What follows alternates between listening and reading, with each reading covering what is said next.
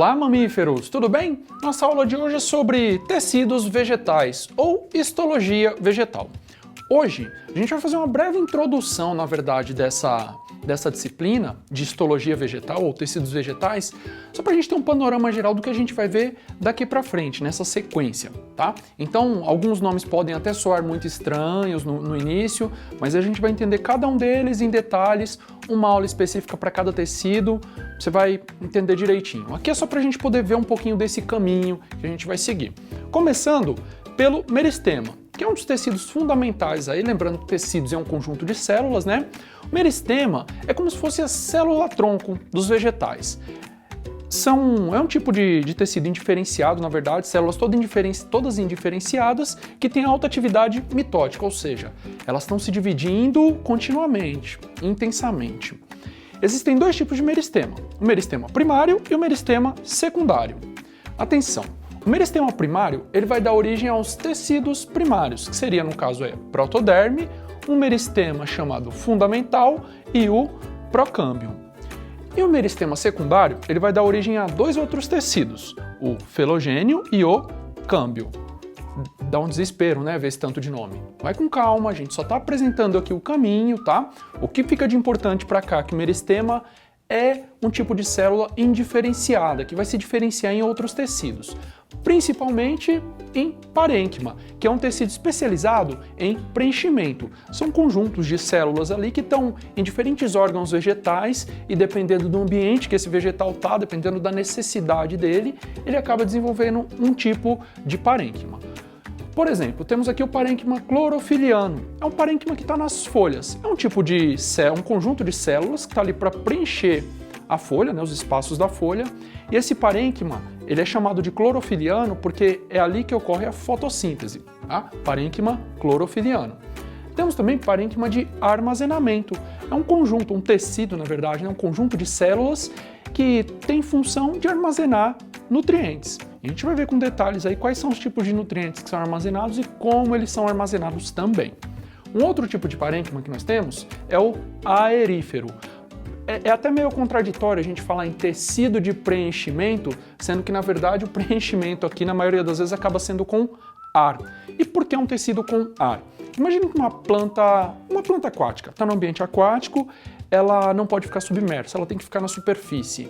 Para ela manter a flutuabilidade dela, ela tem que diminuir um pouco da sua densidade com relação à água, então ela se utiliza desse tecido com bastante ar para poder ela ficar na superfície em equilíbrio para receber mais luz, para fazer fotossíntese e atuar como um produtor na cadeia alimentar aí, né? Nós temos também o parênquima aquífero, que diferente do aerífero, ele vai armazenar água, certo? Algumas plantas têm essa capacidade de armazenar um pouco mais de água, né? Tem um tecido então específico de preenchimento que vai armazenar grandes quantidades de água. Tenta imaginar aí que tipo de planta poderia armazenar grande quantidade de água. Uma planta que normalmente está num ambiente que tem pouca disponibilidade dela, né? Então ela faz essa reserva de água para poder não passar ou para poder sobreviver aí a climas mais extremos. O tecido de revestimento é responsável pelo revestimento, né? Seria no caso aí a epiderme, a periderme, que é um outro tecido que vai auxiliar no revestimento, e existem alguns anexos também, como os estômatos, que são muito importantes aí, grande concentração deles nas folhas, né? Responsáveis pela transpiração ou até pela respiração da planta, lenticelas, que são estruturas que ficam normalmente associadas ao caule das plantas, né? Pelos secretores e pelos absorventes. O sobrenome deles aqui já indica a função para a gente, né?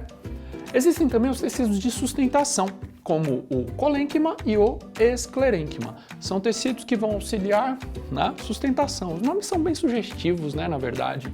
Eles vão auxiliar na sustentação da planta. Um tipo de tecido é composto de células vivas e o outro de células mortas. E, para auxiliar na sustentação da planta, existem também os tecidos de condução, como os vasos lenhosos, também conhecidos como xilema, e os vasos liberianos, também conhecidos como floema, tá? Popularmente, xilema e floema. Um vai auxiliar na absorção de água e sais minerais pela raiz, para ela subir, passar pelo caule até as folhas. Lá a planta realiza a fotossíntese. E para redistribuir essa matéria orgânica para toda a planta, tem outro vaso condutor. Então, xilema e floema são dois vasos que vão atuar nesse processo. Tá? O xilema vai ser para absorver água e sais minerais e o floema para redistribuir a matéria orgânica feita depois da fotossíntese, certo? Vamos dar uma resumida em tudo mais uma vez, só para você dar uma olhada no panorama aí que a gente tem? Aqui nós temos o resumo. Meristema apical seria, primeiro, né, o tecido indiferenciado, ele fica na região do ápice das plantas, né, por isso que recebe o nome de meristema apical. Ele dá origem a 3 outros tecidos: protoderme, meristema fundamental e procâmbio. O procâmbio vai dar origem ao xilema e ao floema. A protoderme vai dar origem à epiderme. E o meristema fundamental vai dar origem ao parênquima, ao colênquima e ao esclerênquima.